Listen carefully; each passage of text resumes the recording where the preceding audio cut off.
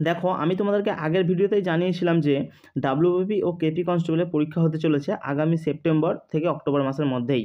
কিন্তু তার মধ্যে আমাকে অনেকে মেসেজ করে বা কমেন্টে জানিয়েছিলে যে পরীক্ষা এই সময় হবে না।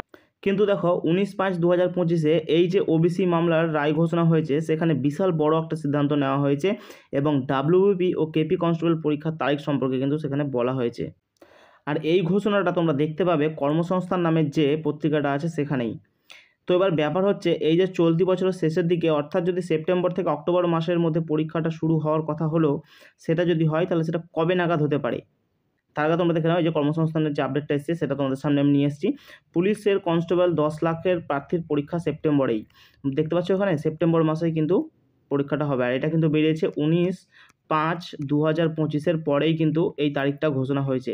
তো তোমরা দেখতে পাচ্ছ এটা বিশাল বড় একটা আপডেট যারা পরীক্ষার্থী আছে তাদের জন্য। এবার দেখো, যেটা বলছিলাম যে পরীক্ষাটা তাহলে কবে নাগাদ হতে পারে। দেখো, আমি তোমাদেরকে কয়েকটা বিষয় বললে তোমরা নিজেরাই বুঝতে পারবে যে তোমাদের পরীক্ষাটা কবে হতে পারে।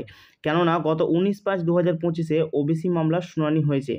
এবার যেহেতু তোমাদের ডাব্লিউবিপি আর কেপি কনস্টেবলের পরীক্ষাটা স্থগিত ছিল ওবিসি মামলার জন্য, তাই যখন এতদিনে ওবিসি মামলার শুনানি ঘোষণা করা হয়েছে, তাই তোমাদের আর কোনো চিন্তা নাই। কারণ কি, এবার ডাব্লিউবিপি বোর্ডের সামনেও আর কোনো বাধা নেই। তারা কিন্তু অনায়াসেই তোমাদের এই ডাব্লিউবিপি এবং কেপি কনস্টেবলের পরীক্ষাটা কন্ডাক্ট করাতে পারবে। এখানে একটা ব্যাপার খেয়াল করো, পরীক্ষাটা কবে হবে এটা নিয়ে যেমন তোমরা অর্থাৎ পরীক্ষার্থীরা চিন্তিত আছো যে কবে পরীক্ষাটা হবে, ঠিক তেমনই চিন্তিত রয়েছে ডাব্লিউবি পিআরবি বোর্ড। কারণ এই পরীক্ষার জন্য ফর্ম ফিল আপ হয়েছে প্রায় 1 বছরের বেশি সময় ধরে। কারণ তোমরা সবাই জানো 2024 ফেব্রুয়ারি মার্চের মধ্যে কিন্তু ফর্ম ফিল আপটা হয়েছিল, প্রায় 1 বছর পেরিয়ে গেছে ফর্ম ফিল আপটা নিয়ে। তাই তারা যথেষ্ট তৎপরতা শুরু করেছে পরীক্ষাটা নেওয়ার জন্য। আর তাদের তথ্য অনুযায়ী পরীক্ষাটা হতে পারে আগামী সেপ্টেম্বর থেকে অক্টোবর মাসের মধ্যেই, অর্থাৎ পুজোর আগেই। এবার অনেকে বলবে যে পুজোর আগে কীভাবে পরীক্ষা হতে পারে। দেখো, এখানে মাত্র 10 থেকে 11 লাখ ফর্ম ফিল আপ হয়েছে, ঠিক আছে? যেখানে রেলের মধ্যে দেখতে পাই প্রচুর ফর্ম ফিল আপ, কিন্তু এখানে ডাব্লিউবিপির মধ্যে 10 লাখের মতো ফর্ম ফিল আপ রয়েছে। 10 লাখ থেকে 11 লাখই হতে পারে। এই যে পরীক্ষার্থীরা রয়েছে, এই যে সংখ্যাটা 10 থেকে 11 লাখ, এই ছেলে মেয়েগুলোর পরীক্ষা নিতে 1 থেকে 2 দিনই যথেষ্ট।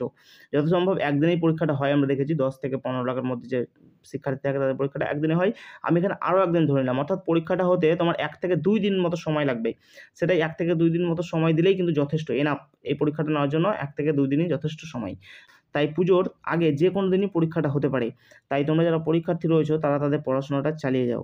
এবার আরও একটা জিনিস খেয়াল করো তোমরা, যেহেতু পরবর্তী বিধানসভার ভোট রয়েছে 2026 সালেই, প্রথম দিকেই হবে কিন্তু। তাই ভোটের আগে প্রচুর পরিমাণে ফোর্সের প্রয়োজন হবে। আর সেটা যোগান আসবে শুধুমাত্র এই রিক্রুটমেন্ট থেকেই। যদি 2026-এর প্রথম দিকেই ভোটে শুরু হয়, তাহলে তাদের রিক্রুটমেন্ট করাতে হলে সময় পাচ্ছে তারা শুধুমাত্র এই 2025 সালের যে কয়েকটা মাস বাকি আছে সেই কয়েকটা মাস। তার মধ্যেও আবার ব্যাপার হচ্ছে পুজোর ছুটি থেকে বিভিন্ন ধরনের ছুটি, গরমের ছুটি যেমন পড়েছে এখন ধরো, বিভিন্ন ধরনের ছুটি। তাহলে তারা অবশ্যই পরীক্ষাটা নিতে হবে পুজোর আগেই, অর্থাৎ সেপ্টেম্বর অক্টোবর মাসের মধ্যেই কিন্তু তাদেরকে পরীক্ষাটা নিতে হবে।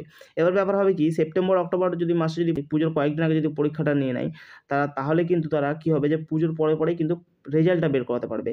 তাহলে পুজোর পরে পরে যদি তারা পরীক্ষাটা নিয়ে নিলে পুজোর পরে পরেই কিন্তু তারা রেজাল্টটা বের করতে পারবে এবং ভোটের আগেই মাঠ কমপ্লিট করিয়ে তাদেরকে নিয়োগ করাতে পারবে। তাই তোমরা নিশ্চিন্তে থাকো যে সেপ্টেম্বর থেকে অক্টোবর মাসের মধ্যেই কিন্তু তোমাদের ডাব্লিউবিপি পরীক্ষাটা হচ্ছে।